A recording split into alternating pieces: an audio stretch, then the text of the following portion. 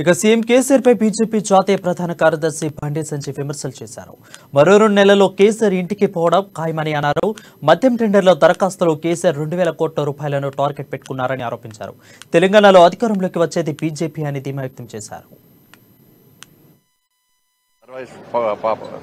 సర్వాయి పాపన్న వాళ్ళ మొఘల్ చక్రవర్తులకు వ్యతిరేకంగా పోరాటం చేసి సొంత సైన్యాన్ని దాదాపు 12,000 మంది సొంత సైన్యాన్ని ఏర్పాటు చేసుకుని అల్పెరిగని వీరోచిత పోరాటం చేసినటువంటి ఒక మునగాడు సర్దార్ సర్వాయి పాపన్న.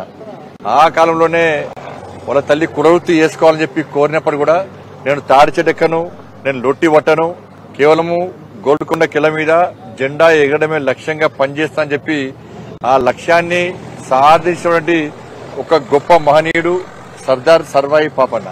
సమాజ రక్షణ కోసం పోరాడిన వ్యక్తి. కాబట్టి అటువంటి వ్యక్తి అలా బడుగు బలహీన వర్గాల కోసం, సబ్బండ వర్గాల కోసం అనేక ఆలోచనలతో ముందుకు సాగినటువంటి వ్యక్తి, సమాజంలో చైతన్యం కలిసినటువంటి వ్యక్తి సర్దార్ సర్వాయి పాపన్న.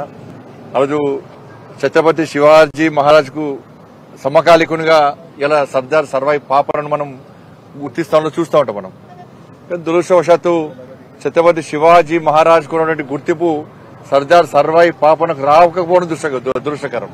దీనికి రాజకీయ పక్షాలు, రాజకీయ నాయకుల యొక్క అనాలోచిత ధోరణి, వివక్షతనే కారణమన్న విషయాన్ని మనం గుర్తుంచుకోవాల్సిన అవసరం. ఎందుకంటే పేదోడు, ఆయనకు సిద్ధాంతాలు తెలివై దీని మీద ఐడియా లేదు. ఆయనకు కావాల్సింది పేదల కోసం కొట్లాడే మొఘల్ చక్రవర్తి నుంచి సమాజాన్ని కాపాడుకోవాలని చెప్పి ఏకైక లక్ష్యము గోల్కొండ కిల మీద జెండా ఎగరడం ఏకైక లక్ష్యం. అటువంటి వీరుడు సర్దార్ సర్వాయి పాపన్న. బట్ తప్పకుండా అందరం కూడా అలాంటి మహిళని స్ఫూర్తిగా తీసుకుని ముందుకు అవసరం ఉన్నది.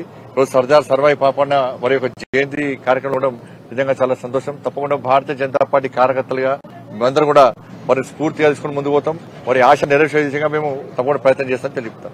వర్గాల ఆశాజ్యోతి